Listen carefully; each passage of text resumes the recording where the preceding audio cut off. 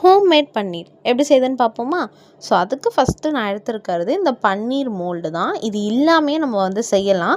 But still இப்போ இதை நிறைய பேர் யூஸ் பண்ணி பண்ணுறாங்க அப்படின்றதுனால நானுமே இது வந்து மீஷோவில் ஆர்டர் போட்டு வாங்கியிருந்தேன். அண்ட் குவாலிட்டி வைஸ் எல்லாமே சூப்பராகவே இருந்துச்சு. ஸோ ஃபஸ்ட்டு அது வாஷ் பண்ணி எடுத்து வச்சுக்கிட்டேன். இப்போ 1 litre of full cream milk நல்லா காசிட்டு அதில் வந்து ஒரு 1 லெமன் ஜூஸ் ஃபுல்லாகவே பிழியணும்.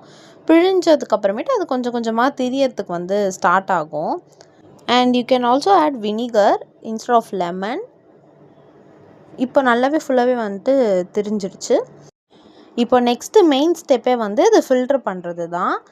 ஸோ பால் திரியறதுக்காக நம்ம லெமன் ஊற்றிருக்கோம். ஸோ அது வந்து பன்னீரில் லைட்டாக புளிப்பு இறங்கிடும்.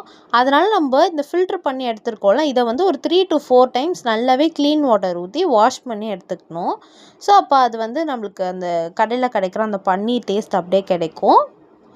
ஸோ 1, 2, 3 டைம்ஸ் வாஷ் பண்ணிவிட்டு அண்ட் தென் வந்து அந்த மோல்டில் வந்து அடியில் பிளேட் வச்சுட்டு இப்போ நம்ம ஃபில்டர் பண்ணி எடுத்து வச்சுருக்கோம்ல அந்த ஸ்டஃப் எல்லாமே உள்ளே வச்சுட்டு அண்ட் அகெயின் திரும்ப நான் ஒரு தடவை வாட்டர் ஊற்றி வாஷ் பண்ணிக்கிறேன். அதுக்கப்புறம் மேலே வந்து நம்ம லிட்டு வச்சுட்டு வெயிட் வச்சிட்டோம் அப்படின்னா வந்து ஒரு 3 ஹார்ஸ்க்கு அப்படியே வச்சிடணும். வெயிட் நல்லாவே ஸ்ட்ராங்காக வைக்கணும். அது வந்து எல்லா சைடுமே ஹோல்ஸ் இருக்கிறதுனால எல்லா எக்ஸஸ் வாட்டரும் வெளியே வந்துடும். ஸோ இப்போ 3 ஹார்ஸ் கழித்து நான் ஓப்பன் பண்ணி காட்டுற பாருங்க எப்படி இருக்குது அப்படின்னு. இந்த மோல்டு வந்து நிறைய ஷேப்ஸில் இருக்குது. இந்த ஸ்கொயர் ஷேப் தானே நம்மளுக்கு வந்து மோஸ்ட்டாக வந்து கடையில் கிடைக்கிற பன்னீர் மாதிரி இருக்கும். ஸோ அதனால் அந்த ஸ்கொயர் ஷேப் வாங்கியிருந்தேன்.